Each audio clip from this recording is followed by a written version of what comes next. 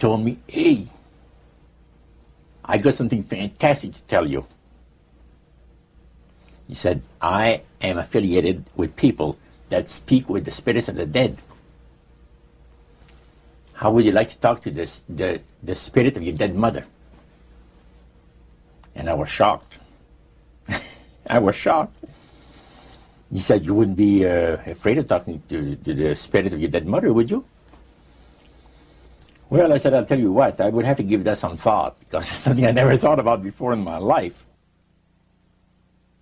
Heart Research Center presents A Trip into the Supernatural with best-selling author Roger Morneau.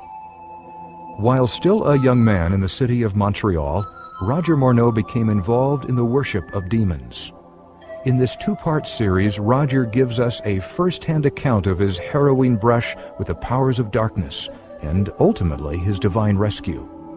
Also joining him are Cyril and Cynthia Grossi, the very couple who first pointed Roger from the darkness to the light. Conducting this exclusive interview are Dan and Karen Houghton of Heart Research Center. Let's now join the Houghtons and Roger Morneau as we together enter part one of A Trip into the Supernatural.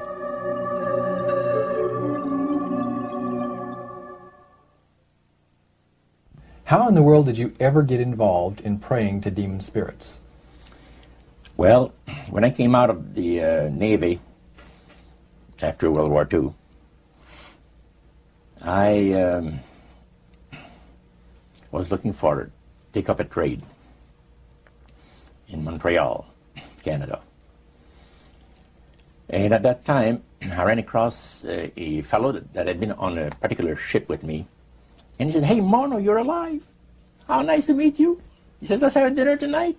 I said to my boss, can I have the evening off? Because I was the assistant to the Windsor bowling alleys and billiard, you know. It's the high-class place in Montreal where all the dress manufacturing people go and relax. So I got the evening off, and I went out, we went out and had dinner. He told me, hey, I got something fantastic to tell you. He said, I am affiliated with people that speak with the spirits of the dead. How would you like to talk to the spirit of your dead mother? And I was shocked. I was shocked. He said, you wouldn't be afraid of talking to the spirit of your dead mother, would you? Well, I said, I'll tell you what, I would have to give that some thought, because it's something I never thought about before in my life. Most of us probably haven't. A little afraid of something like that. Well, he says, you know, it's written all over your face. You're afraid of going to a seance. But he says, I know you. He says, you're going to come. And then he started to tell me how brave I was when I was aboard ship, you know, different things. He says, you're not the same man. You've changed. You're chicken. That's all I needed to hear. I said, when do we go to a seance? So one Saturday evening, we were in the place. It was the very first time. Very beautiful place. The medium was a lady. She had a gorgeous new home in Montreal. And there were about 20 invited guests there, which I was one of them. And she communicated with the spirits for different people there and telling them what the spirit said. And then there was one lady that had been talking almost continually before the seance started, and she didn't believe in the dead appearing and all of this and all that. And she said, well, I would have to see my dead sister, she says, to believe it. So while the seance was going, one man said, I would like to talk to my friend that died 6 months ago, but I don't want him to appear. Just want to talk to him. Because he says, I don't trust you talking to my friend for me. So the medium says, let me inquire of the spirit. Yeah, the spirit will talk with you. And that big masculine voice was heard in the place. It says, hi, Frank. It's nice of you to ask for me to talk with you. And they had a little chat. And after it was over, Frank says, this is the greatest thing on earth. to be able to talk with the spirits of the dead. Then the medium said, we have a very special surprise tonight for you people. A spirit will manifest itself openly here in a few minutes. And it's like a big gust of wind hit the building. And right through the wall. Now the lights weren't terribly bright, but they were like living room lights. A couple of floor lamps and maybe some of these. And that translucent being seemed to come right out of the wall. How did you feel right at that moment? It's almost like my heart stopped a little bit. Very weird feeling. So it was a lady in a beautiful evening gown, swirling. And she said to Mary, my dear sister, you are so wonderful to have asked for me. And Mary fainted and fell right off her chair on the floor. And a couple of guys jumped up and picked her up, and spirit gone. And that was the beginning of it. That's how you got into it. Yeah, that's the way I got into it. After a while, you see, there's something interesting about the human mind. You can adjust to an awful lot of stuff. You can adjust to a lot of things that would terrify you to begin with. After a while, they become common and ordinary. So you mean contact with the supernatural can become commonplace and ordinary and doesn't bother anybody? Yeah. In other words, the more that you do it, you're not uncomfortable. That's it's right. just not an uneasy feeling. Yeah. So how did you feel about it? Then I got into a secret society that worshipped the spirits, you see. Well, how is that different from the seance, Roger? It happens that the seance are not involving in many ways. But when you get into a secret society of spirit worshippers, then, and especially when you're invited there by the direction of the higher-ups in the spirit world, you never get out of there alive. And this is exactly what my friend and I were up against. We didn't know anything about it. And there was a very, very popular big band leader. Jazz musician? Band, yeah. Very famous. He played a lot in Montreal, Canada, Vancouver, the big cities. And one night we went to one of these seances, and he was with his wife. Now the spirits had told him what to do. Spirit told him, there's two of these guys, give the names, and your wife will want to talk, we'll make it so that your wife will want to talk to the medium when you say that you want to go home because you're tired. As soon as you see that these guys are starting to want to leave, then leave with them at the same time. And as you get outdoors, you ask them if they're driving. They'll say, no, they're going to take the tramway a couple blocks away. Well, you invite them to get in your car with you, and that you will take them to a fancy restaurant and treat them to some good food and talk about the merchant navy. And that's what the guy did. And there we were in this plush restaurant, pulled into a little alley, and I can still see it like it was yesterday. Just enough room to pass the car, back alley, that happened to give on a restaurant that was on St. Catharines Street, which is the main street of Montreal. And it was quite an evening. So, Roger, you're at this restaurant. What happened? Well, after we were seated, in entering there, the place was just full, packed tight. But there was a couple of tables against a wall that had a reservation sign on it. And the owner of the place recognized the band leader and came and said, good evening, and you gentlemen want a table. So you're one of the reserved people. So we sat there, and we had our favorite alcoholic beverages, and as we talked, the band leader says, how long have you fellas been involved with sorcery? And he shocked us a little bit, and I said, exactly what do you mean? Well, he said, what you people are doing, talking to the supposed spirits of the dead. He says, this is silly. And this man had been at the seance with you. Yeah, oh yeah. And he's telling you that it's silly what you've just done. Because see, my wife, he says, goes to these seances because she gets comfort and she gets something good out of it, good feeling out of it. And she lives for what the spirits, are going to see that the future is going to be like. To me, he says, I can't bother with this stuff. He says, I want power. I go right to the source of power. And he says, how do you think that I became famous the way that I am? Well, I said, you must have had some good luck. Well, he says, there's no such thing as good luck. He says, there's either some power working for you somewhere, or you don't get ahead in this world. Not in my type of occupation. So it went from there. We got talking about spirit worship. Did it intrigue you? Or did it make you want to find out more about what exactly he was talking about? Yeah.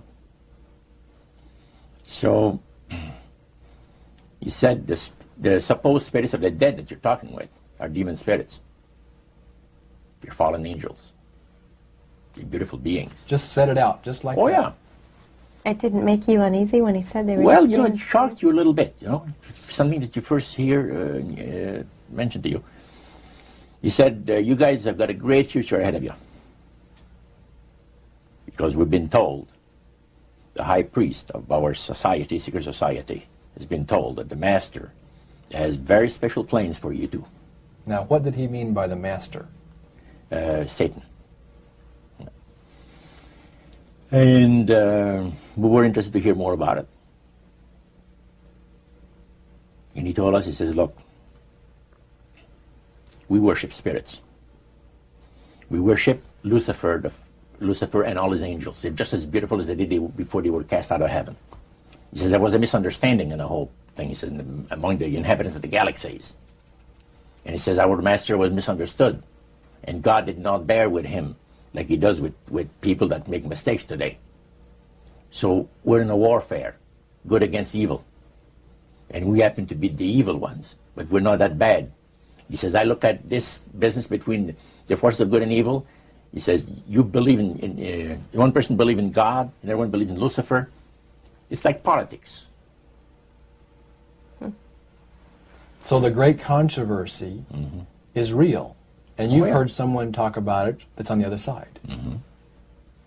And to these people, they are sold to the fact that Christ will not return to this planet with power and great glory.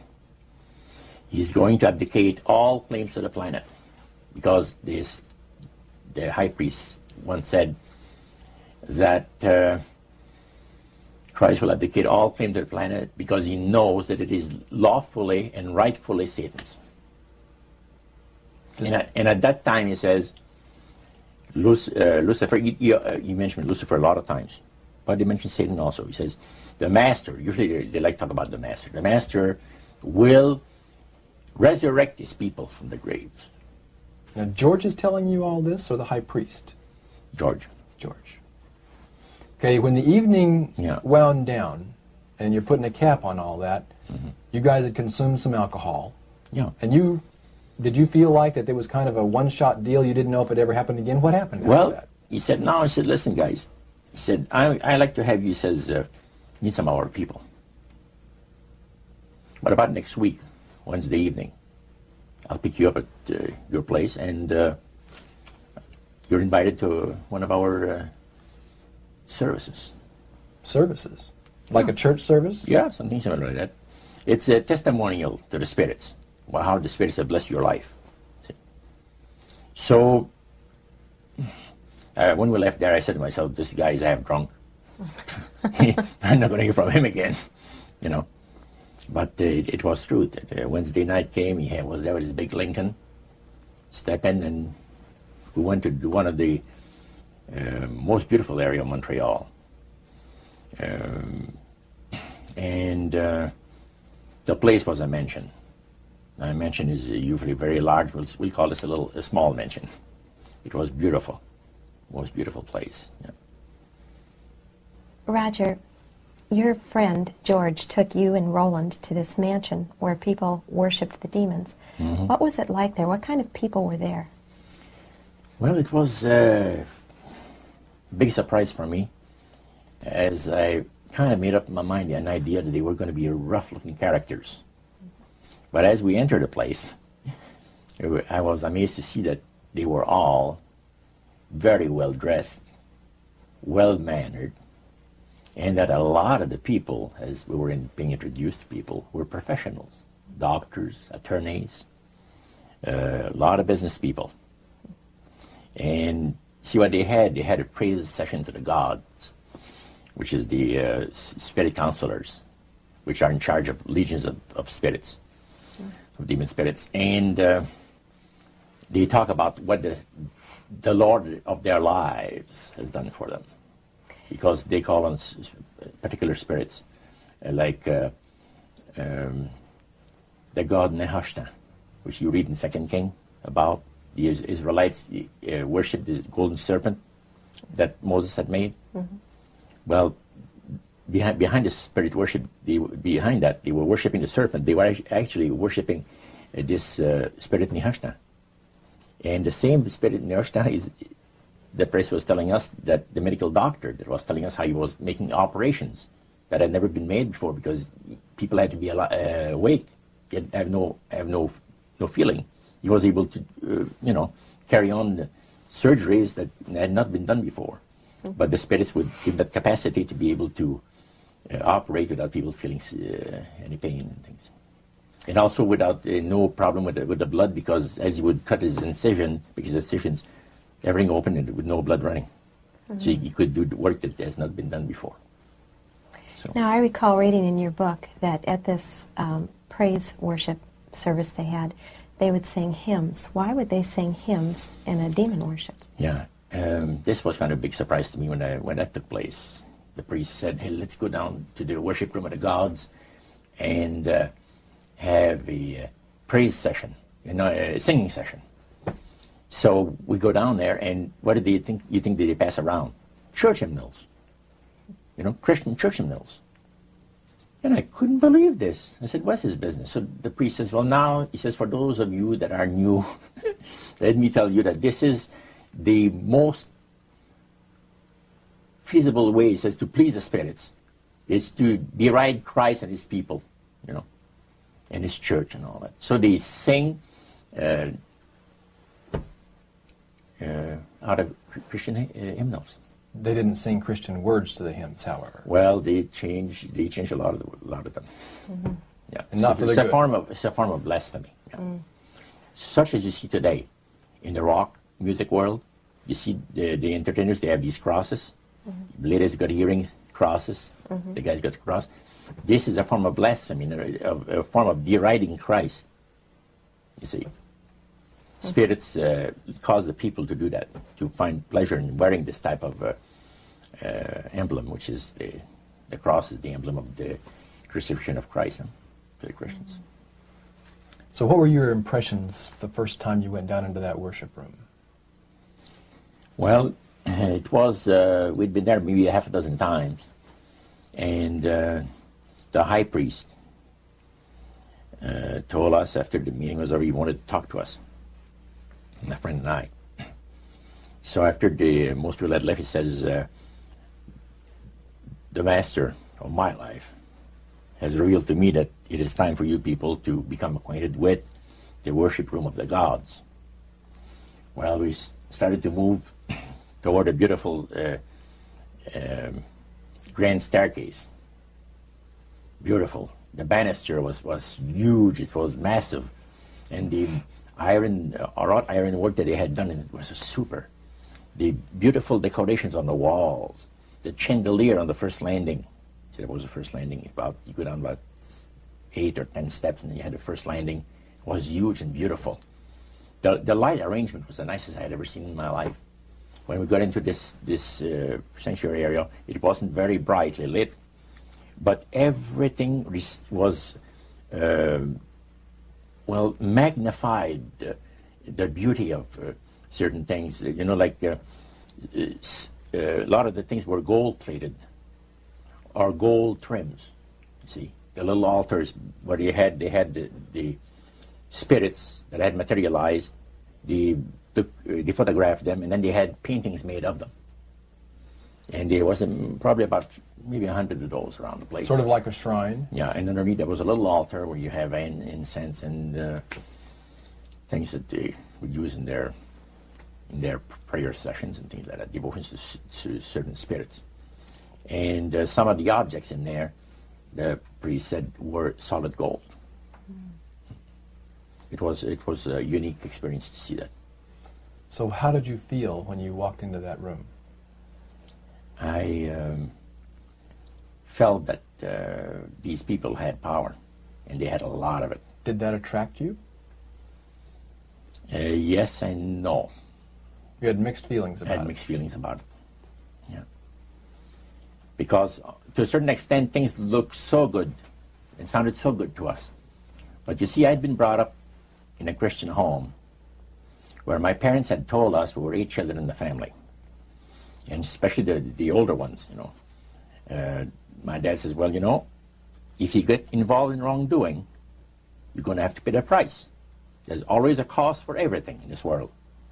So this thought kept creeping into my mind. Just how far you go with these spirits before we start paying the price. See? So it made you just a little bit nervous. Oh, yes. But yet you kept going back. Oh, there was no way out. Because that's what we're told. You knew at that time. Yeah. So you were moving forward more on fear.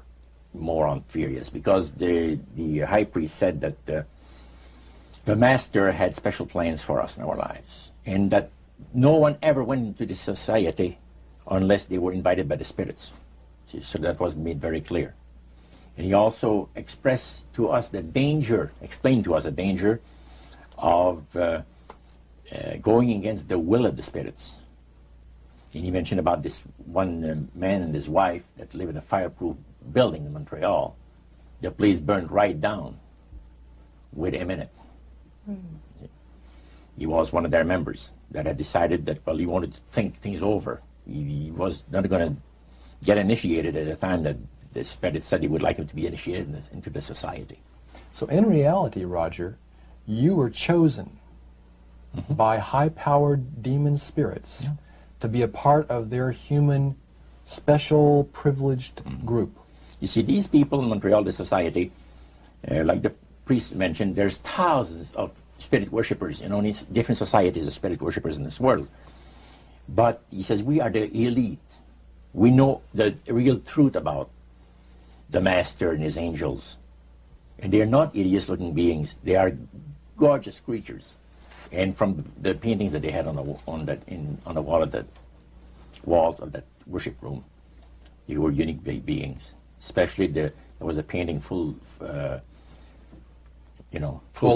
length painting of the fallen Lucifer above his altar, and that was very fascinating because he looked like a man of great intellect, high forehead, the way that he looked with his eyes, the way he had the eyes looking. It gave you a depth of perception of somebody that's very, very knowledgeable and Powerful. Powerful. Yeah. So Roger, this high priest that you talked about, he is the one that ushered you down into the worship room. Was he also the one that led out in the praise sessions that you talked about? Yes, and he had an assistant also, another priest. Okay. Now, when you would go to these praise sessions, what kinds of things happened at those sessions? Well, there's a lot of success stories. Positive mental attitude kinds of things? Well, yes, a lot of success stories. The masters has done this for me and that for me. I remember one lumber dealer, he had like half a dozen different operations in the province of Quebec, and everything that he touched seemed to turn to money. You know? And he was telling about it. And then there's this other person that was a clairvoyant that would work only for the wealthy people, only for the super wealthy. He says, I have the know-how, They have the means. Let them pay. So he advised in business transactions. They would come to him and say, listen, I look at this deal that I might get, this factory or whatever it is, because this person was interested in industrial real estate, see. And he would talk to the spirit, and then the spirit was audible to him. See, you could hear the spirit talk to him, but the man did not hear. So the spirit was telling him the clairvoyant what, well, he called himself an astrologer, reading the moons and the stars, and Now, what was the term you used for his title, this man?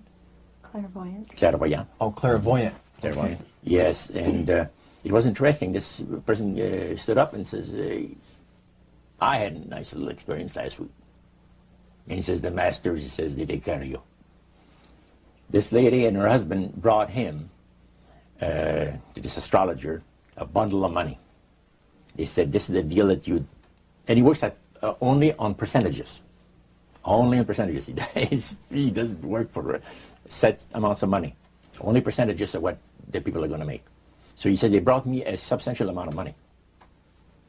And they were very happy with it, and I thought it was very reasonable. But then my guide, spirit, says, ask them when they're going to give you the other $1,700 that is really yours. And he says to the folks, I would like to know now, before we leave here, when will you have the $1,700 to give me? That makes up my part of, rightful part of the deal. The wife fainted, and the husband says, we'll have the money for you within 24 hours. So that was this type of priest session. So he was thanking the demons for helping him to know that. Oh, yeah. Mm-hmm. Demon spirits, yeah. At what point did this demon worship start to affect you personally, Roger?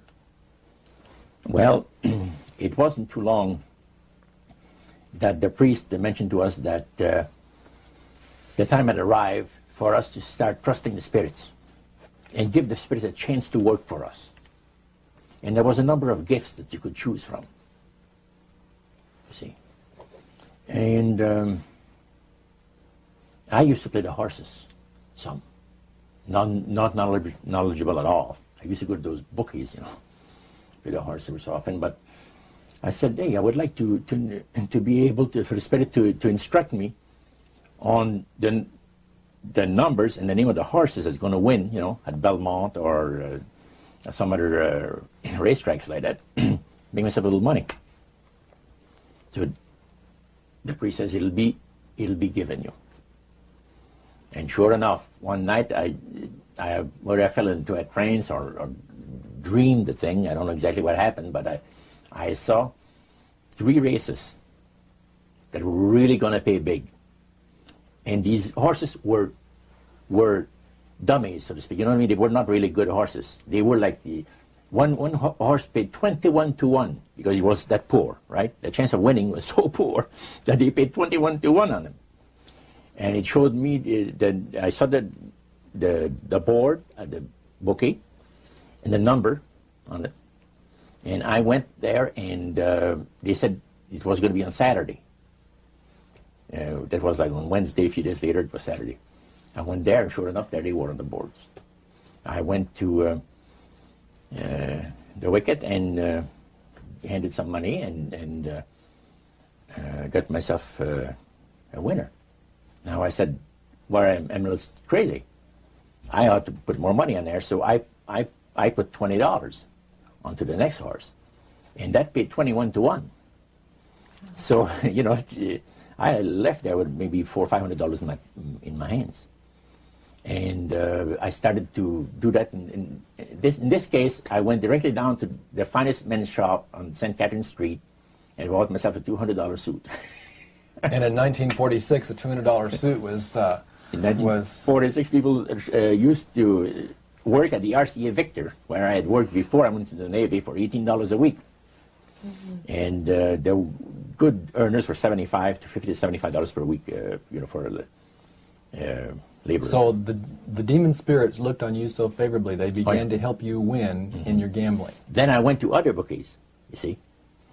And one day, I am told of the man at the cage where you do your bet. He says, my boss would like to talk to you. And he said, you go right through that door over there.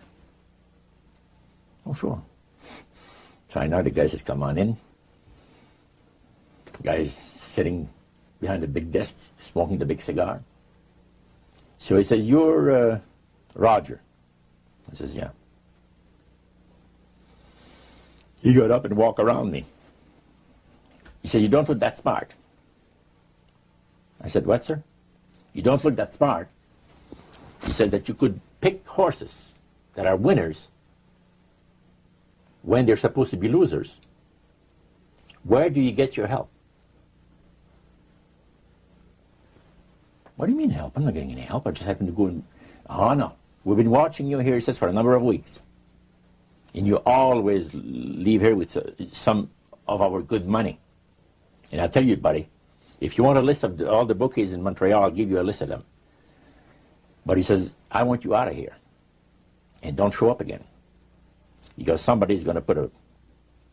You know what I mean? I said, okay, sir, I won't be back again. So it's a tough business to be in gambling. So even with the Spirit's help, it was tough. Yeah. Well, it's stuff he's going to shoot you, yes. Yeah. The high priest would say a number of things to you when you were in these praise services, and you went to a number of them over a period of time. Mm-hmm. Talked about the issues of the great conflict. You've already touched on that a little bit. I want you to follow up on that a little bit more, Roger. Some of the things that you wrote in your book, Trip into the Supernatural, sounds a whole lot like what we as Christians today know as the Great Controversy. Mm-hmm. What were some of the things that he told you there?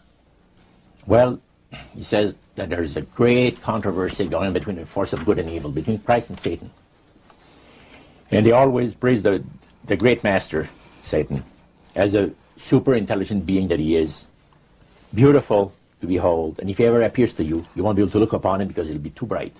It'll just ruin your vision.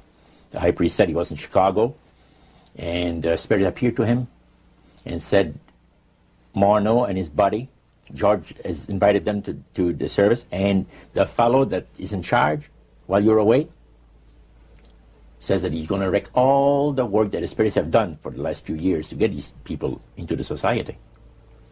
So the high priest, which is in Chicago, picks up the phone and calls, and the Spirit appeared to him, and he said the angel was so bright that he could not look upon him. And he says after he picked up the phone to dial, he couldn't dial the phone because of the fact that his vision was so terribly blurred by the light, the beautiful light of the bright being. And he asked, dial 0, and the operator came on, and she had to, dial for him. And they talk about many, many things in regards to, who's going to win this conflict. Any discussion about fire and brimstone? Yes. He says, the Bible people, talking about the Christians, they read in the Bible that, we're all going to land in a lake of fire and this and that. So that's baloney. He says the conflict is going to end peacefully. Christ is going to realize that you might as well abdicate the rights of this planet, take his few people along with him to his planet in the center of the galaxies, and we will be left with a master who will resurrect all his people that will be as numerous as the sand of the sea. See? And the master will rule forever and ever and ever. A happy people. And he named some of the people that's going to be there. I don't want to mention the names because they're known to history. Yeah. So that was quite impressive. Did you always feel, Roger, that these people were telling the truth? Oh yes, yeah. Yeah, they really had things down straight. But I was not satisfied with the answers.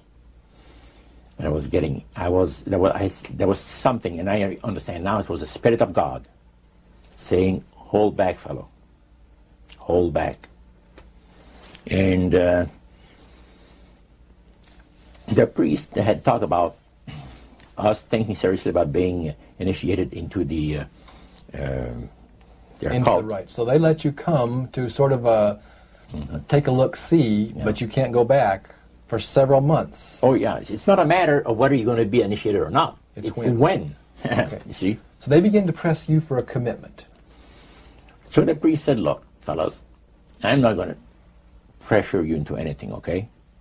But I want to show you what the spirits can do for a devoted servant." We went downstairs, not through the staircase that I talked for the worship room of the gods, but at the other end of the building. Went downstairs, and a number of times I'd gone there to the men's room, and I heard these typewriters clicking like the dickens. Man, it's going. I said, "Why do we have a lot of people typing in there, in that room?" Well, we went there that evening, and he knocked, and the man says, "Come on in." And there was all those typewriters moving along by themselves, typing at the speed that I'd never seen before. And not only that, the high priest says, "I want to show you something clever." So he says, "Follow me." So we went around the table. There was like two long tables, and they had about 10 typewriters. And he says, "Now notice that the typewriter types to the right, then doesn't go back. It types back to the left." Isn't that something? I had never heard of things like that before. He said the spirits are doing the work. And he introduced us to the man. And the man is a lawyer. And he said, "How much money did you make last year?" Oh, he says, "It's in the 6 figures." You see? So this lawyer had a business in the building that housed the worship room. Oh, yeah. And he had a whole room full of typewriters. Yeah. And he put paper in there, and demons That's typed. all he did. Put typewriter paper in there. It was And what came out? What was it that came out? different briefs for court cases. And so he would sell these to people? Oh yeah, Okay. he had this service to the legal profession, And the high priest was the United showing... States and Canada. So the high priest was showing you this to give you an idea about the kinds of blessings that you would That's receive? right. Yeah. But after you left that typewriter, the room where the lawyer was, they tried to draw you into a commitment by getting you to make a public profession. Tell us about that. Well, they have a super beautiful resort in the Laurentian Mountains, which is north of Montreal, north of Saint Agathe. Saint Agathe is a famous name there in Montreal. Montrealers, because they all go Saint Agathe or north there, you know, the summer home and that. So they had a big resort up there for their people, you know. It was a closed society. And they had on October the 30th, Halloween, is that? October 31. 31, last day of October. They had what they call live animal sacrifices. I don't know what it is, but they did. We could never find out. By the time that the Lord pulled me out of there, I had not yet found out what it was. So you have this intrigue involved in there. And he talked about three very unique services that I attended there that sit on my mind forever. One was entitled Christian Idolatry. Another one was entitled The Super Deception of a Glorious New Age, which actually applies to the New Age today. And this was 1946 that we're talking. And then the other one was Satan's Great General Council of the 1700s. And I must say the things that I heard there was an eye-opener. First of all, we'll go through the Great General Council. Okay. At the beginning of the 1700s, said the high priest, Satan and all his spirit counselors held a Great General Council with one purpose in mind. It was to prepare for the great industrial age that was soon to break upon the world. And Lucifer also foresaw another age that was to follow that, where tremendous scientific discoveries would be made by people, and we would enter a unique age that would change the way that everybody lives. It would also serve to usher in the end times and the close of the great controversy between the forces of good and evil. And the priest said that Lucifer had been studying the Bible. And he found in Daniel 12:4, where we are told about the time of the end, many shall run to and fro, knowledge shall be increased. Mm-hmm. He understood it to be that we're getting to that point. And he had, with all the spirit counselors, to change their modes of operation in order, to ensnare people. Mm-hmm. And he devised a way whereby people would disqualify themselves from being members of Christ's kingdom. And he was just very candid about this. Oh, yeah. Telling you and the rest of the group, 60 or 70 people there, the plans that close to 100 people. Lucifer had revealed to him. Mm-hmm. And by the time the council came to a close, they had 3 major policies that were going to be followed. First, they were to see to it that humans would be made to believe that Satan and his angels do not really exist. Because up to that time, you could walk down a street of Paris and you would have signs that would say where you have a soothsayer or a fortune teller of some type, and if you want to put a curse on someone, you could go and see this other old lady over there, the old witch. That's the way it goes. But now it had to change. Lucifer says we have to make sure that people, humans, get to believe that Satan and his angels do not really exist. Roger, that's interesting because a recent research study report that I read indicated that in a national survey, I believe it's over 75% of people do not really believe in a real tangible devil. Mm-hmm. But there is one. Oh, yeah. Now, the next thing, the 3 parts policy that they had adopted there, the second one was to find a way of being able to get total control of people's minds. And that would be done by taking hypnotism out of the realm of the occult and introduce it as a new science for the benefit of mankind. So part of what the high priest told you was Satan's strategy to take total control of people's minds. Mm-hmm.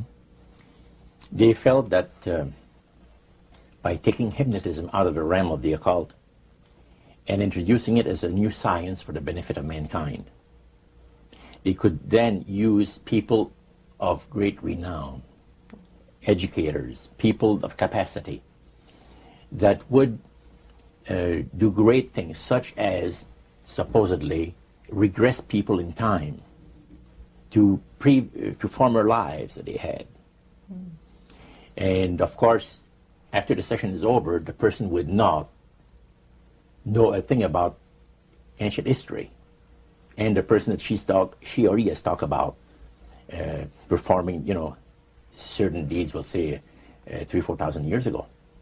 But this was their strategy. Now, what this would do for the thing is this, that it would create in the minds of the general public, solidly set in the mind of the general public, an unwavering trust in that great deception. In other words, people could, they would believe it. This person was hypnotized, was regressing time to, former lives, and did this and did that, and no deception. Maybe Alexander the Great, we'll say, and some of his generals and people like that. And the person, after the session is over, comes out of hypnotism, and he or she doesn't know what she's talking about. So now this would be a way of de-Christianizing the Western world through the avenue of mysticism. Mm. Now the time came when Lucifer decided that he had to choose a person to initiate this thing.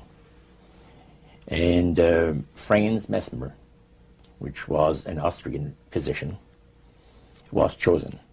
Because the priest told you all of this? Oh, yeah. Okay. Because he was most capable. Mesmer originated a theory called animal magnetism, later on named mesmerism. Mesmer was led by the spirits to believe, and this is what the priest said, was led by the spirits to believe that certain persons have a magnetic influence within themselves, so to speak, that would cause them to have great power over other persons even to the point of placing them into a trance.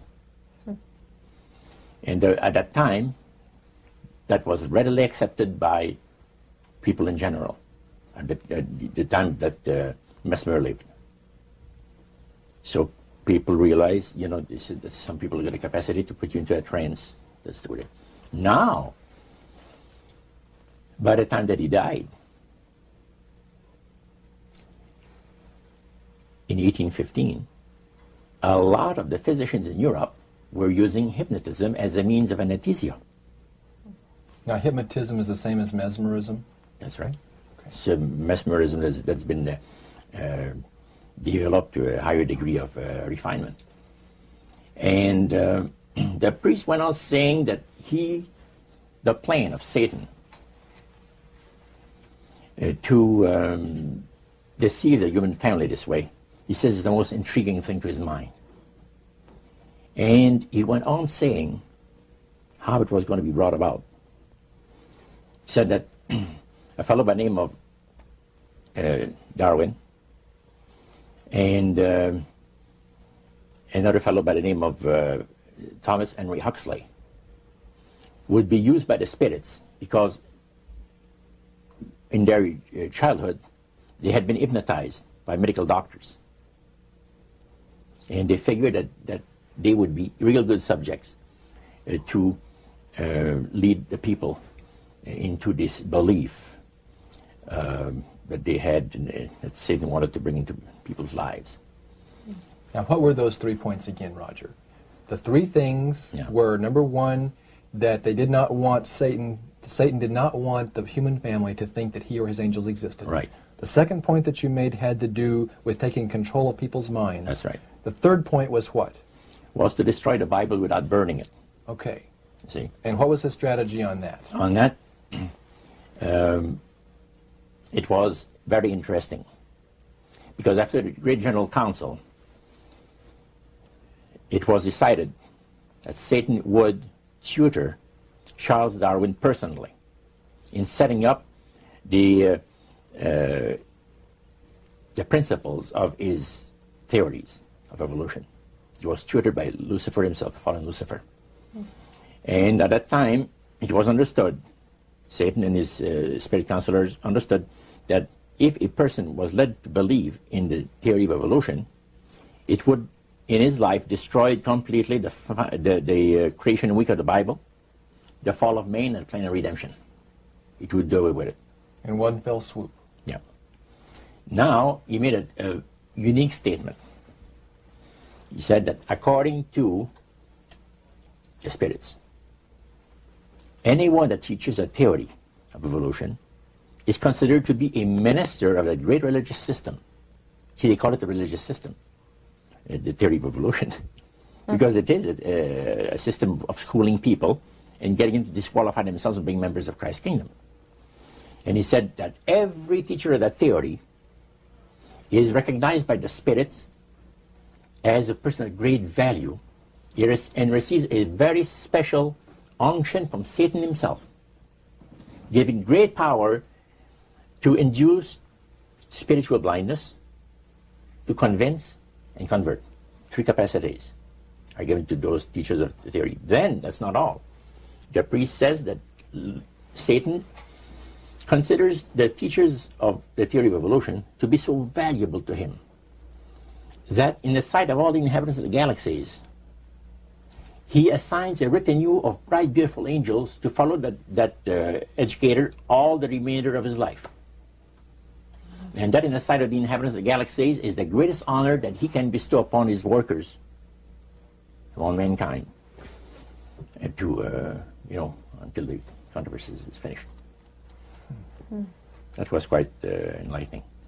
Now, the high priest was talking just sort of like a preacher would talk up front. Was he enthusiastic? Did he seem like he had bought into this and was excited about it? Oh yeah, he believed it 100%, no question about it, so everything. Why would he be so excited about spirits trying to deceive human beings? Because obviously out of this council of the 1700s, deception was a major part of the strategy. Why?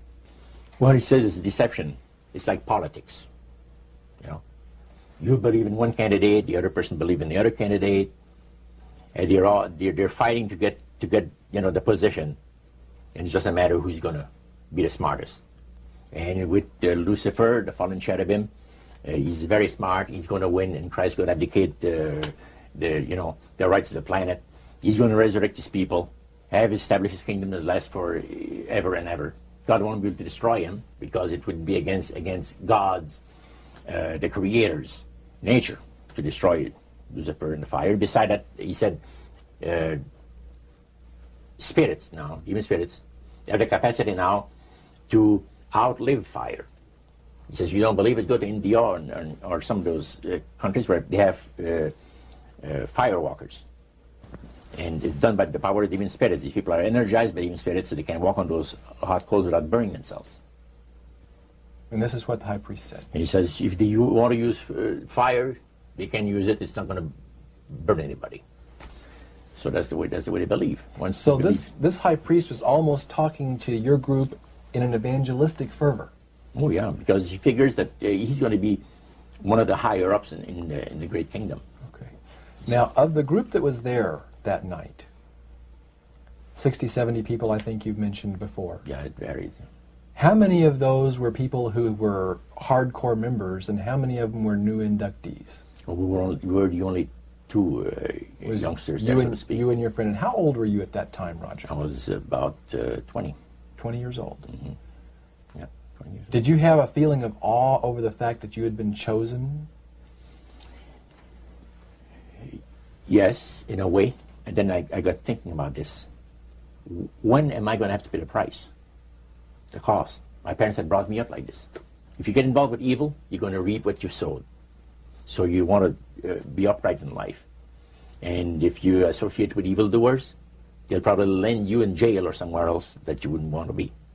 So there's always a price to be paid. So you had that little something maybe instilled by your mother and father a long time ago that kept you from making that full commitment. Now, one of the things that really amazed me and shocked me and made me sick at heart is when the priests talk about Christian idolatry. What is Christian idolatry? The priest mentioned that word. Yeah. Tell us what he said, Roger. He said that Christian idolatry is the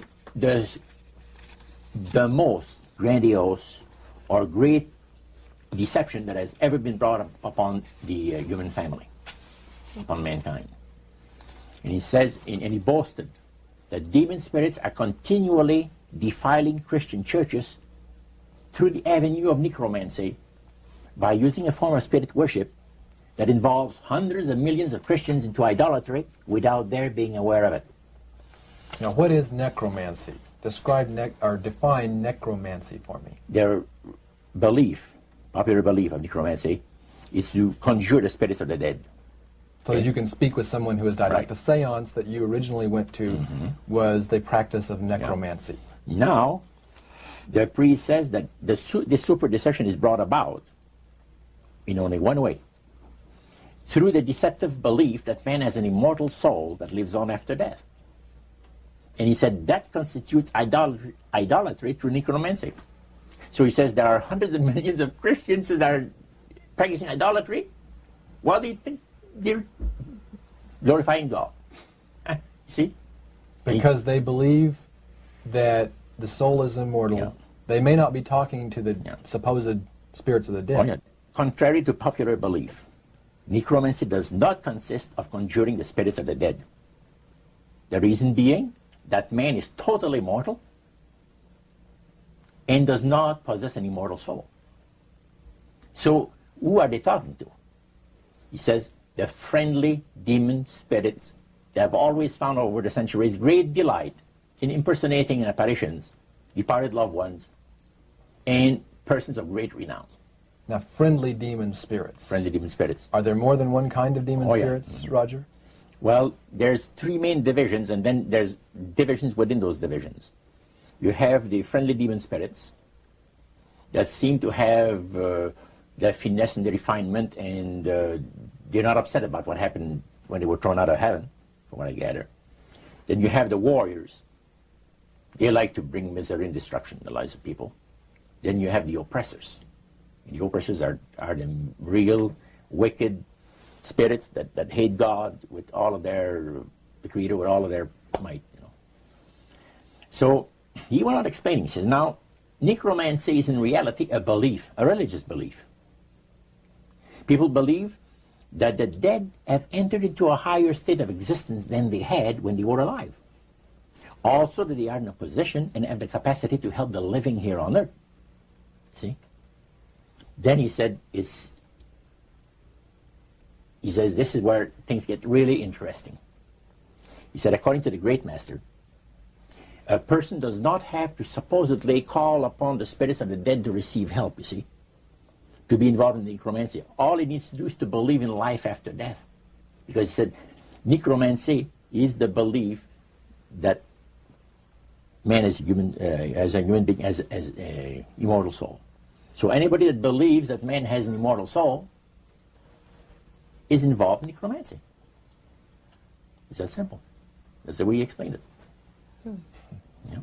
So how does that constitute idolatry? By people believing that they are either talking to the saints, you see, the spirits of the dead saints, or a dead relative, or a dead person of some type. And you take, for instance, like Loretta Lynn. She says on national television, and I have the data on it, that I heard it myself, she said that she was made successful in her singing career by a dear friend of hers that was the same age as she, and died when she was 18 years of age. And Loretta was trying to get into the singing world, you know, but she says, I had no success at all. Until one night I was sitting in bed reading a book, and she says, who walks right through the wall but my friend, the spirit of my friend? And she says, Loretta, I'm going to make you a very famous person in singing Western country music, and I will be with you all the time. Trust me. And she says she had a big concert once, and she was coming down with this bad cold. And she thought that her voice was going to give. She talked to her spirit and felt that she was going to be helped. And she got on the stage, and she started to sing, and right in the middle of where she really needed the power, no power at all. And her spirit friend tapped her on the shoulder and said, and started to sing for her. She said her voice went through me, the power.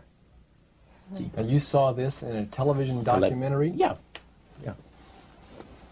This was, I believe, 1976 it took place. Now, the priest explained that when people believe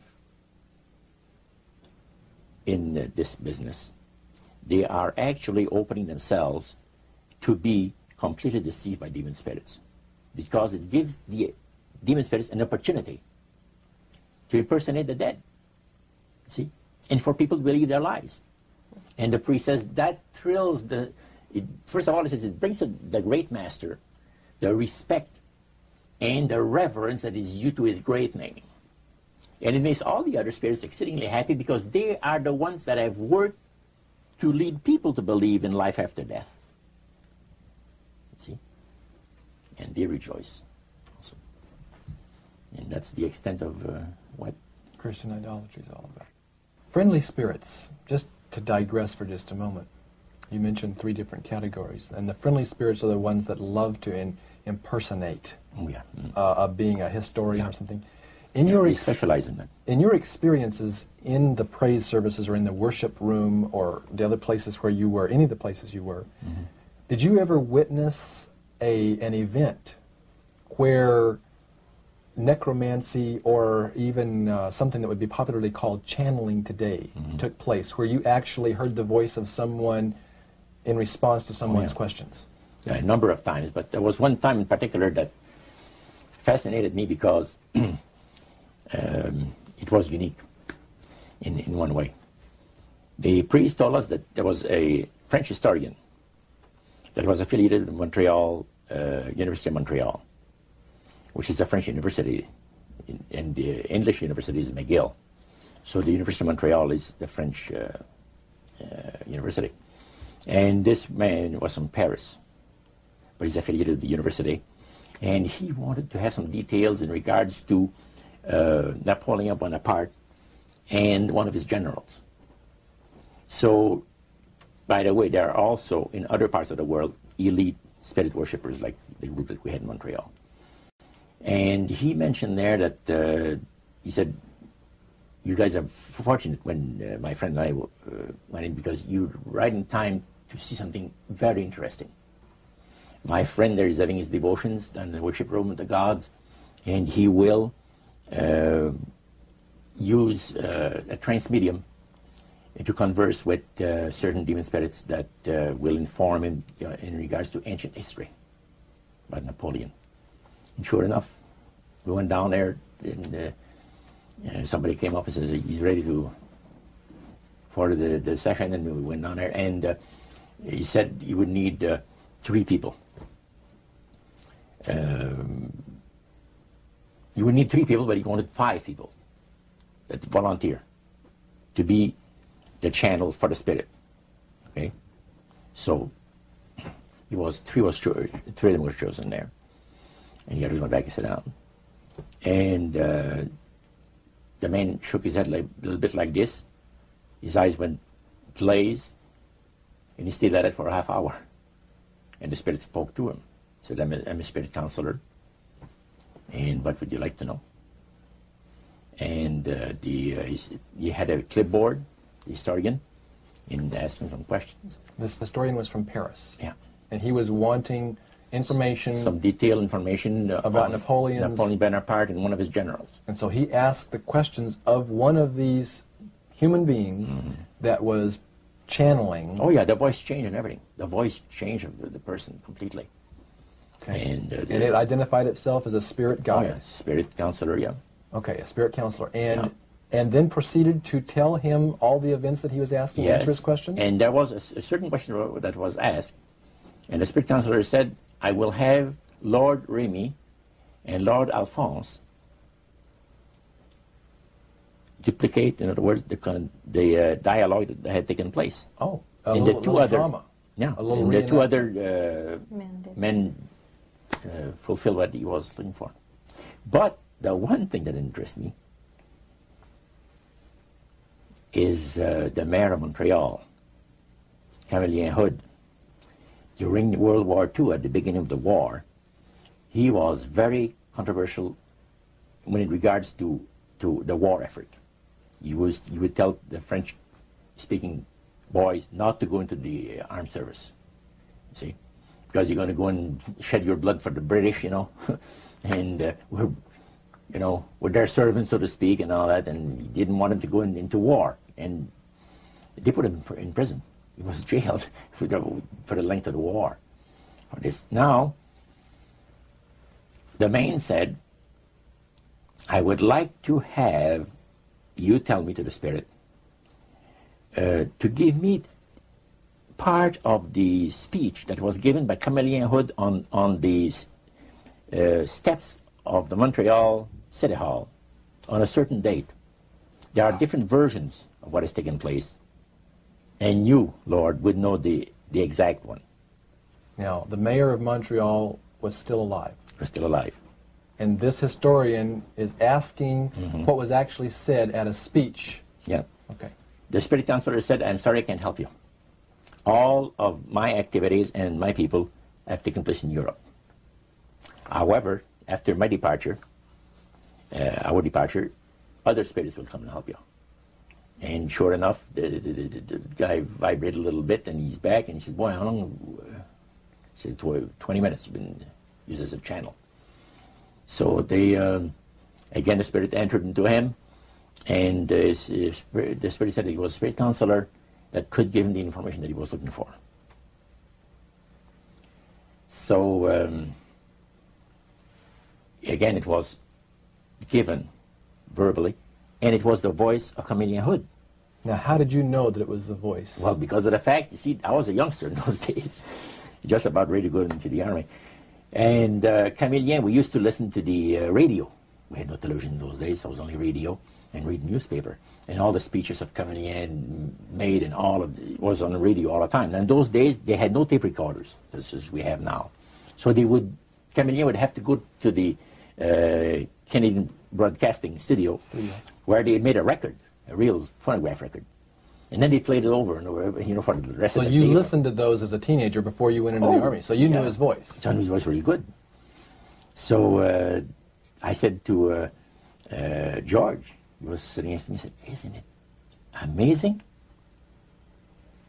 He said, "If you think that's amazing, wait," he says, "until the spirits impersonate one of the departed people that you know, personally, like an uncle or a brother or a sister or something like that." He says, "That is unique." But that's the way it was. You are able to reproduce a voice, man, and just to perfection. The spirits are exceedingly proud of this, because, and this also was right up my alley. The priest said that as the times on this planet gets more and more difficult, and calamities of all kinds are striking the planet more and more frequently, demon spirits are going to impress people with the importance of Sunday sacredness. Roger, when I was a teenager back in the 1970s, I remember a song that came out talking about the age of Aquarius. Mm-hmm. And since then, we've seen the development of the New Age, and I wondered if back when you were involved in spirit worship, if they talked about New Age at all. Oh yes, it was a big thing that was coming up. One of the major deceptions of the last days. And the priest told us, we talked quite a while, and then he said, "Could I have a little bit more of your time? I want to do something very fascinating." He says, "The grand plan, the Master's grand plan for harvesting the nations, for harvesting the multitudes of the earth into his cause, just before the close of the great controversy between the forces of good and evil." So we continued, after we expressed ourselves that we're deeply interested to know more about the activities of spirits. And he said it's going to be done in a unique manner. This grand plan is going to take people are going to eat the stuff.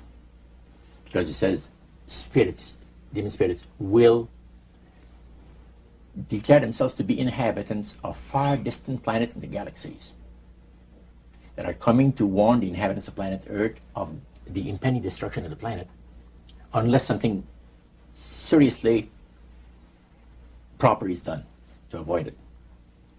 And he went on saying that they will claim to have out-of-body experiences. Are you familiar with out-of-body experiences? I've read about them. In other words, so there's some persons are supposed to be able to, they believe in their immortal soul. Astral projection. Yes, right. Goes into different parts of the world and sees things and come back, and then they write all about it. I've heard of that. So, due to the fact that the millions of the earth, people, believe in people having an immortal soul, he says it'd be readily accepted when the spirits will, through a trance medium, converse with influential people of the land, you see. Now, what is a trance medium? It's a channeler today. What is known today as a channeler? Channeler, yeah. Okay. Shirley MacLaine's experience of getting involved with spiritism and with the inhabitants of far distant planets in the galaxies, I taped the whole thing. It's 3 hours. And you were hearing the fulfillment of what this high priest had said 45 years ago. Yeah, exactly. So he went on explaining about the fact that the spirits will show themselves willing to give valuable guidance that will not only help people avoid the destruction of the planet, but it would cause them to enter into a higher state of existence. For instance, he said the spirits will promise, and this is a big word, promise, that if their recommendations are followed carefully, they will usher in a glorious new age of peace and prosperity, and there'll be there'll be no more wars. You see, There'll be no more famines. There'll be no more people getting unhappy with one another. Neighbors will love neighbor, and social unrest will not take place no more. There'll be perfect happiness for 1,000 years. That's what the Spirit is going to promise. Almost like the Garden of Eden created all over again. And now we find that a lot of preachers are preaching the great age of glorious new age of victory. Victory over wars, victory over social unrest, victory over famines, and victory over all kinds of... and he used the words New Age to describe what was coming. It would be a glorious new age, yeah. And this is exactly what the movement is all about today. And he went on and said, as I said a little earlier, that as life on this planet becomes more and more difficult, and calamities will strike the planet more and more frequently, the spirits at that time are going to put all their effort to impress religious leaders, to bring before the masses of the earth the sacredness of Sunday. See? They will teach Sunday sacredness. And with the religious leaders, looking forward to 1,000 years of perfect peace on earth, they will put all their effort into it. Then laws will be passed by governments. One person asked, what's going to happen about people that don't believe in the Spirit's recommendation? The priest says, that'll be no problem at all. Laws will be passed by governments that will force people to go along with it, regardless of whether they believe in it or not. And he says the law enforcement officers will explain to people, make it clear that such a law is necessary to assure the well-being of all people. He says the laws will be passed with no effort at all. And then he went on and he said about the fact that the venerability of the sun, which in ages past was such an irritant to the Creator. All these great nations and other nations, or smaller ones, were all involved in sun worship. And in those centuries, the Creator found that teaching of worship of the sun to be a terrible irritant.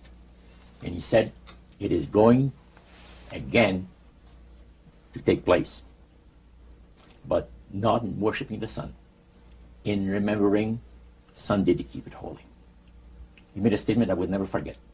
He says, by the observance of the day upon which the master, Satan, has placed the unction of his authority and power, he receives homage, regardless of whom people claim to worship. Isn't that something? So, can you understand now why I had 28 Bible studies in 1 week and started to go to church on Sabbath? And I never missed since until I became sick. The issue of a day of worship came up in that meeting. Mm-hmm. Was Sunday the only day mentioned? Well, you see, the priest mentioned, yes, about the fact Satan has chosen Sunday as his day. The Creator has chosen the 7th day of the week. Lucifer has chosen to call his day the first day of the week, Sunday. See? And regardless of what people claim to worship, worshiping God, the Creator, by observing that day, that particular day, they are bringing homage and respect. Now, at that time in your life, you were 20 years old or so. Mm-hmm. Had you ever heard of a Seventh-day Adventist? Never in my life. In that meeting... They didn't talk about Seventh-day Adventist. They talked strictly about Adventist. Well, they just talked... But they did... The word Adventist was mentioned. The priest was telling us that necromancy, as I mentioned earlier, is the belief that the dead have entered into a higher state of existence, etc. And he says, for centuries, friendly demon spirits have worked diligently to establish and uphold in the religious convictions of all people the belief that man has an immortal soul. See?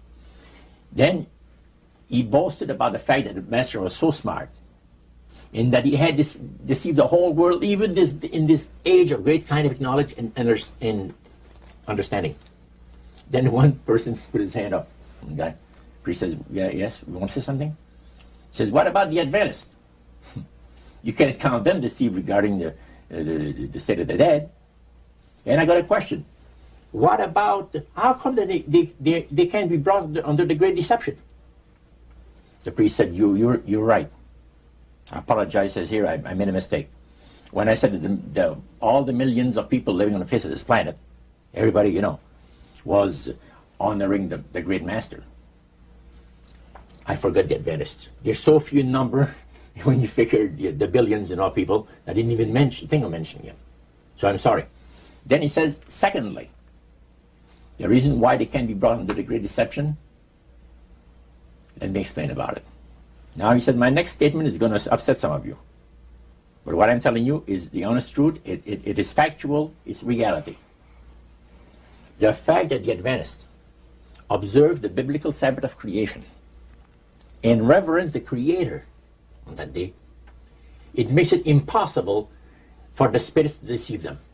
They are given very special help and great spiritual insight. And he said, under these conditions, they are not ordinary people. And that stayed with me, man, just like this. And when I heard the word Adventist, when Sarah told me later on, which we're going to cover later, I asked him, I said, what denomination do you belong to? He said, I'm a Seventh Adventist. What's that again? He said, I'm a Seventh Adventist. I said, is that the same thing as Adventist? Oh yeah, he says, a lot of people call us the Adventists. They don't talk about the 70s, same thing. Boy, I was interested. I bet you were. Now, I wanted to know what his Bible said. Yeah, I bet you did. Because that was the one group that under question only, the high priest of the demonic worship house. Yeah. The thing that he had said to you was, this is the one group that can't be deceived. That's right. And so somewhere back inside that that resistance you had came out, and you awoke. A few months later, that experience, unique experience, was instrumental in helping me make a decision for Christ. And also, I had no hesitation to join myself to God's commandment-keeping people because of the fact that I knew what kind of people they were. And after having had 28 Bible studies in 1 week, I started to keep the Sabbath, forever. But you see, the time that I had these Bible studies, 4 hours per evening, we started at 7 o'clock and finished at 11 o'clock at night. We had this Bible study similar to what you showed me the other day, that you have in your pocket. The Bible studies were about an hour. There were questions, and then you looked at the verses that they gave you in the Bible, and you had your answer. It was so fantastic. And the Spirit of God was really ministering to me the graces of redemption. Every moment of all those Bible studies was precious. Precious, precious, precious. Roger, at that time, your major language was French. You did not speak English, and all of this happened in the French language in Montreal. How long after you became a Seventh-day Adventist, or after you learned of Seventh-day Adventists, did you read the book Great Controversy by Ellen White? Well, I joined the church. I first had a Bible studies in October of 46. In April of 47, I was baptized into the church. In September of that year, Hilda and I got married. And the French church in Montreal gave us, as a wedding gift, the Conflict of the Ages series. And I had not read the Greek Controversy up to then. But then you read it. Yeah.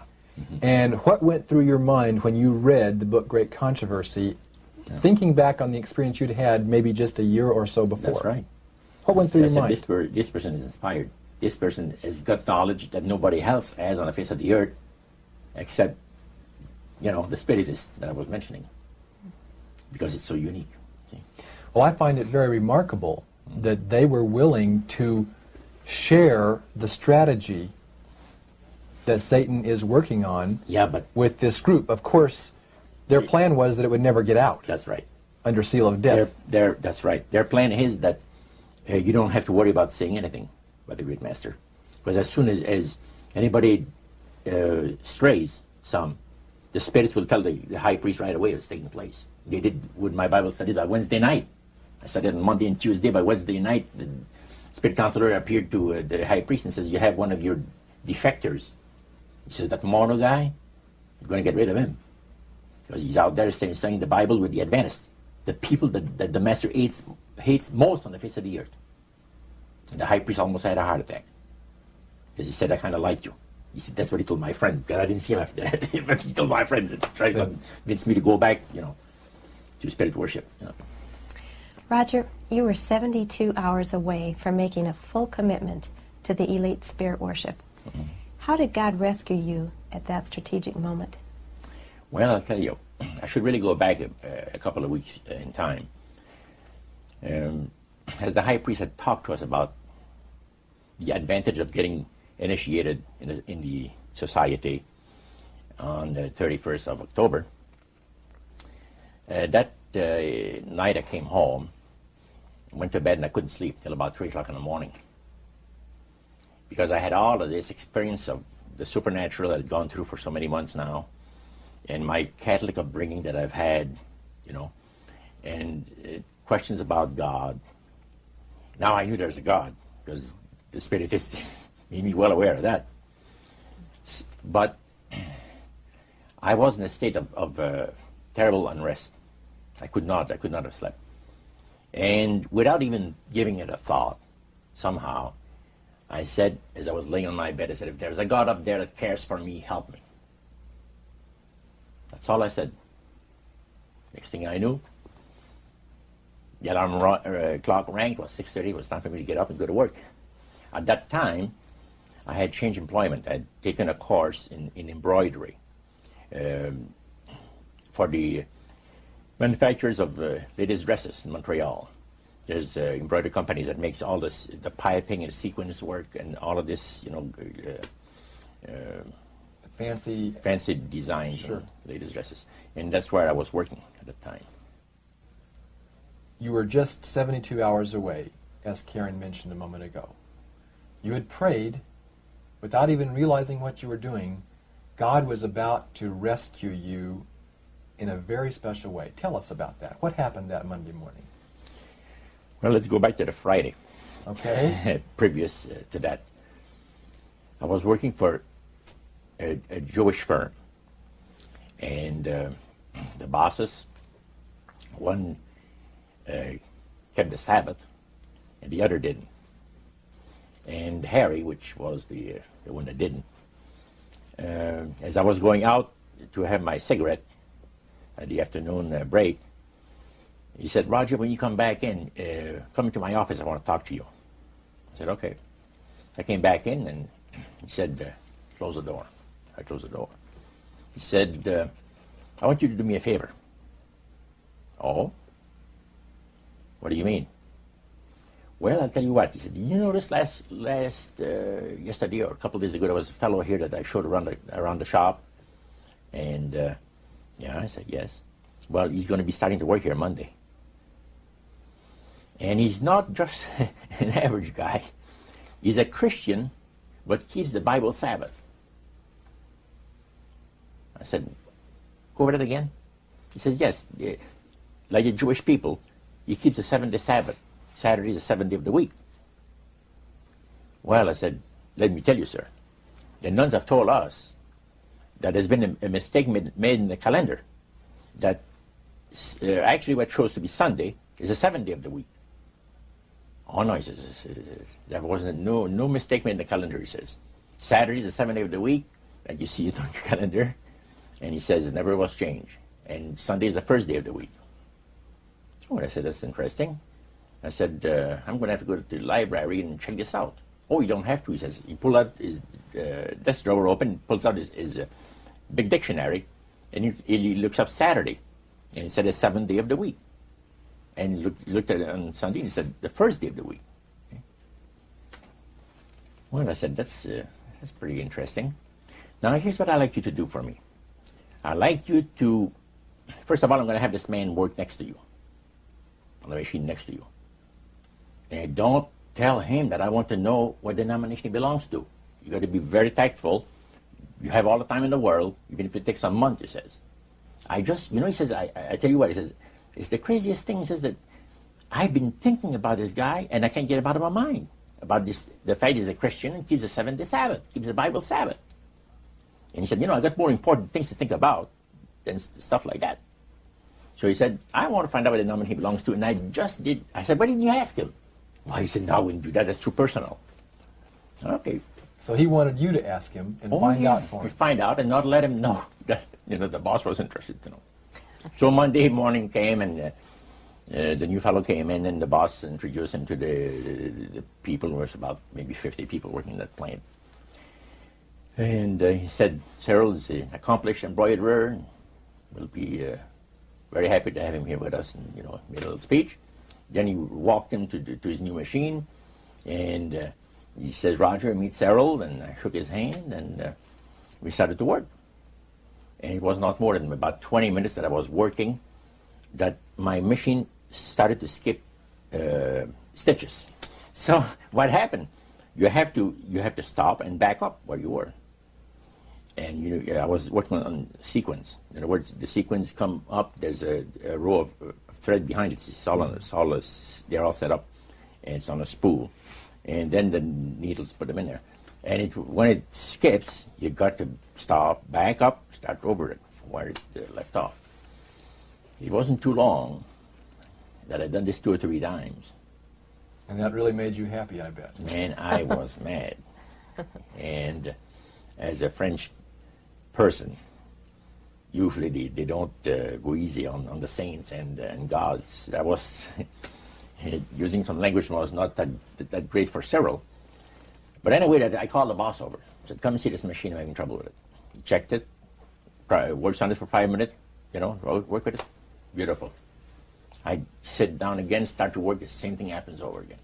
Harry, after he tried that 2 or 3 times, he said, Joe, come over. He's the old guy that knows everything about everything, in the shop. So he looks at the tensions and adjusts things, and he says, it's working beautiful. Well, I started to work again, another 20 minutes after, same thing, and I had to stop the whole thing. By then, it was time to go out for the coffee break. Cyril and Cynthia, so good to have you folks come down and visit with us for a short time today. And Cyril, I want to start off our visit by just asking you about an experience you had, I believe, almost 45 years ago. That's right. You had gone to work at a new embroidery shop in Montreal, Canada. Mm-hmm. And there was a guy that was at the next machine to you that first day you went there. Did you notice anything strange about him?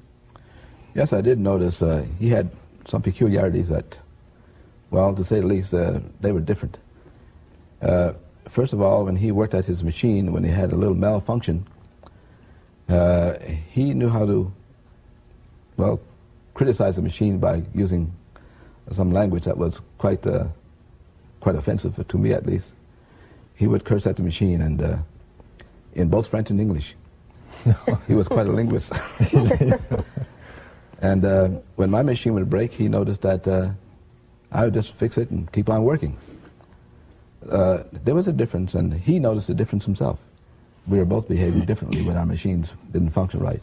Now, so that very first day, there were problems with the machines. Your machine and his machine had problems. They both had problems. But you had a chance at the break time to get acquainted with him.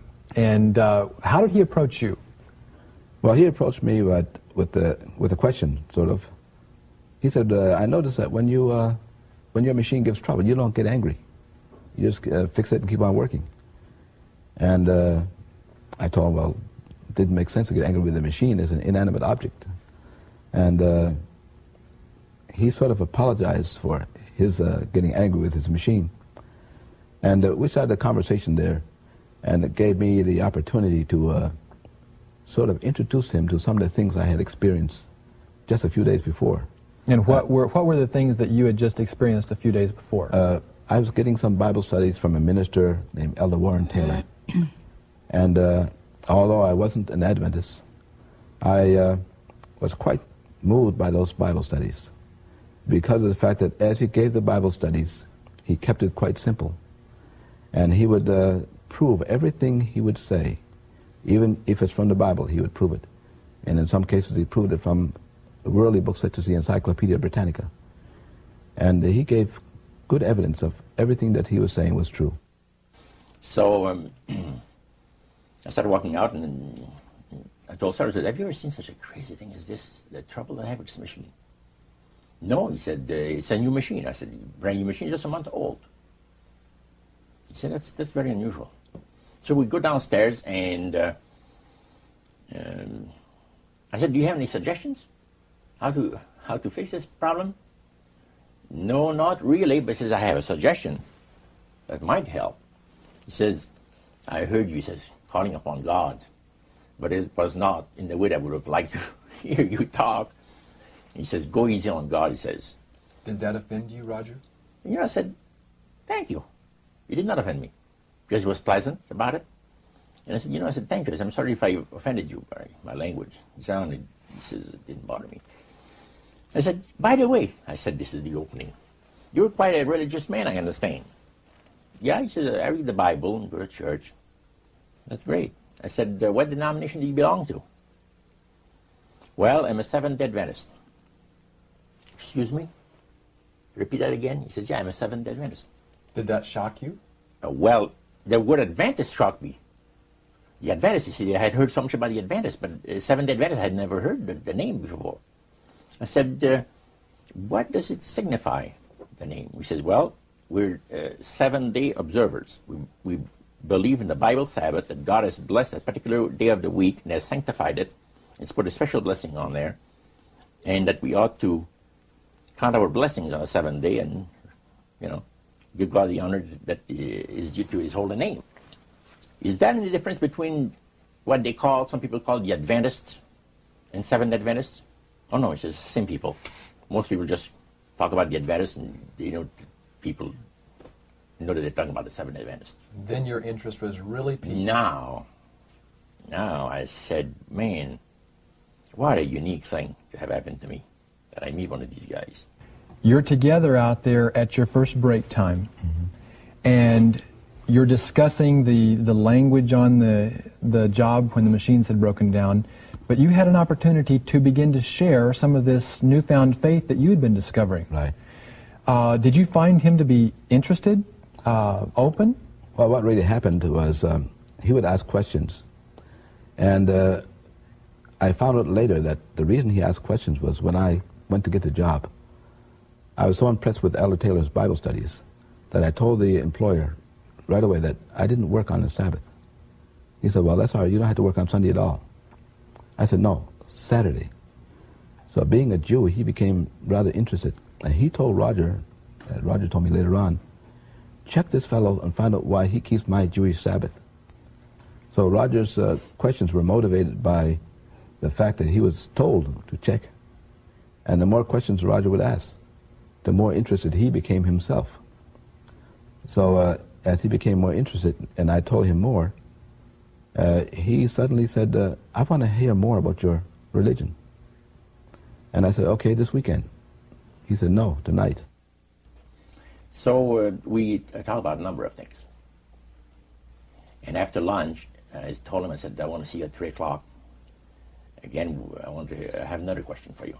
So 3 o'clock came along, we had the coffee break, and many things had passed through my mind. And I knew that if I get involved with religion, the Spirit is going to destroy me. So I've been assured, we've all been assured of that. You don't deviate from the will of the spirits. Otherwise, you're nothing, your history. So I told him, I said, Cyril, would you show me out of the Bible the things you told me today if I went to your house? He says, yeah. Yeah, he says, yeah, I'd be glad to. He says, when, next week sometime? No, not next week, tonight. Did he look surprised when you said that? Yeah, he's surprised. He said, what's the big hurry? I said, I can't tell you why. But it has to be tonight or never. He said, you serious? I said, yeah. And you can't tell me why it has to be tonight? I'll tell you the reason why. He says, I would like to have you come another night. Because I have my collection of jazz records that somebody's coming to look over. He had been collecting jazz records for years. And he said, I have somebody's interested to buy them. But he said, well, I said, well, forget about it then. And he said, man, He said, you really mean what you say? That you want to see these things in the Bible? I said, sure. Okay, he says, come to my place 7 o'clock tonight. Give me his address. So that evening, 7 o'clock sharp, I rang the doorbell. Did that startle you? It startled me because it was fortunate I had 28 Bible studies for busy people, something I just bought. And I ran home, Cynthia and I were married at this time, and I ran home and I told Cynthia, we have to give some Bible studies because this fellow's coming tonight. So I went through the first couple of Bible studies as quickly as I could and got myself familiarized with them. And we got all ready, and sure enough, he came. And we sat in that room, the room that we talked about that burned, and we started those Bible studies. And he was very interested. Cynthia, that first night that you had your Bible studies with Roger, how many studies did you actually do with him? We did 4. On the first night? On the first night. We started promptly at 7, and as we went through, and we went through with everything in detail, in full detail. And we thought that, oh, this is just going to last the evening, and that would be the end of it. And then he said, no, he says, let's do the next one. So each one, so we didn't finish until about 11:30 or quarter to 12. And when we finished, he'd sit around and talk. By the way, he was a chain smoker. The room was covered with smoke. We could hardly see the Bibles in our laps. And we had discussed this prior about him smoking. And so we decided, we prayed about it, and we asked the Lord that even though each time he came, the room was just heavenly, full of smoke, that we will read his word and that he will take care of the smoke. And I happen to be allergic to cigarette smoke, and we were all huddled together. It was really something to see us. 28 Bible studies in a period of 1 week, 7 days. 7 days, 4 hours a night. 4 hours per evening, yeah. 28 Bible studies. Now, they didn't plan this. So, as we chatted, and I just met Cynthia, now, Cyril told me, I got to explain things to you a little bit. I am not a baptized member of the Seventh Adventist Church. I'm just studying into the church doctrines with the minister. He says, my wife is a Seventh Adventist. But he said, now I think I'm going to be baptized also be a Seventh Adventist. But I said, I'm not one right now. Now he says, my wife is the one that really knows the Bible. I don't know much about it. And I think that she's got the right study for us tonight. He says, it'll take about an hour. Can you spare that much time? Oh, I said, evening is yours. Well, she had a set of Bible studies that were entitled 28 Bible Studies for Busy People. That was the title of the series. She pulled one out and she says, now, we could see here, there's the different questions. The first one was on the Word of God. And she read the question and said, then we can find the verses in the Bible that gives us the answer. And the next question, she said, would you like that? I said, beautiful, let's go. So Cyril was sitting next to me with his Bible because he was able to find where it was. I had never opened a Bible in my life. Never. So, because I never had access to it. Let's put it this way. And that's where it started. On the Word of God. After the Bible thing was over, he says, well, did you find it interesting? I said, most interesting. Very interesting. I said, what's the next study coming up? Well, he said, the next study? Oh, Daniel 2. Prophecy of Daniel the prophet. On the world events, predicting the different great world empires that were to come into existence in times ahead. And I said, really? That's very interesting. I said, how long would that one take? Oh, she'll take about an hour. She says, you have between 20 to 25 questions, says, So I said, let's have it now. Oh, wait, she said, no. She said, when could you come back? I said, why come back? Did she look surprised? She looks very surprised because she looked at her husband. And you look at me. And I said, hey, you guys like the Bible or are you getting tired? No, we like to study the Bible. I said, let's have another Bible study. It's only 8 o'clock, you see. And at that time you were a smoker, weren't you? Oh, a smoker. You can say that again. I was like a chain smoker, you see. And when I had accomplished something worthwhile, I used to reward myself with a cigar 2 or 3 times a week. And this is what the love of God, the power of the love of God operates in the lives of those that the Lord is trying to bless, and in the lives of those that are bringing the blessing. Now, this did not take place. First of all, we kept on studying. We had 4 Bible studies that evening. And when it came to 9 o'clock, we had Daniel 2 over with. I said, what's the next Bible study? And she said, well, the one that we're going to have, will you come on the weekend? Could you come on the weekend? I said, yeah. I said, I can't come on the weekend. What is the title of it? She gave me the title.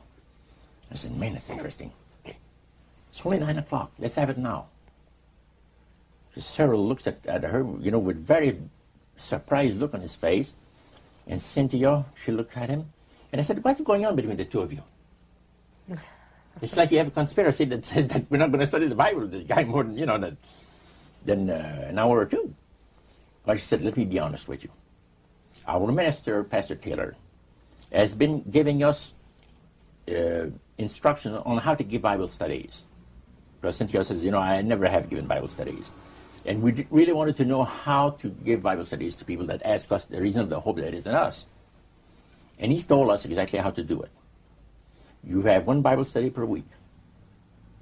If the people are exceedingly interested, you could have 1 in the middle of the week, another one.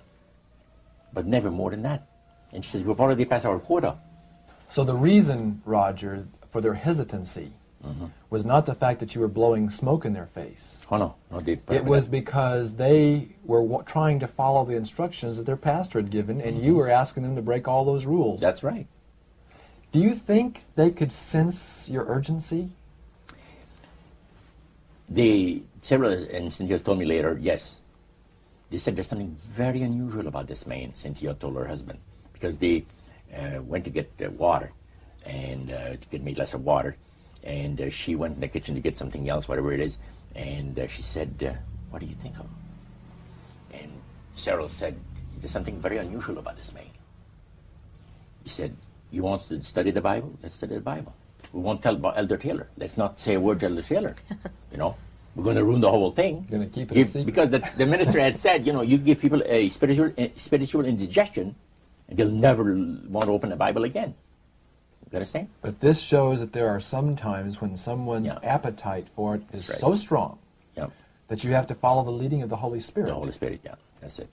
And they had prayed about this thing. Now, Cyril had told his wife, this man is coming for Bible study at 7 o'clock tonight for a Bible study. And he smokes. He's a smoke fiend. What are we going to do? Should we tell him not to smoke in our home? He said, if we do that, I'm afraid he's not going to stay for the Bible study. What would have happened if they had asked you not to smoke? I would have said, I'm sorry. You're not my kind of people.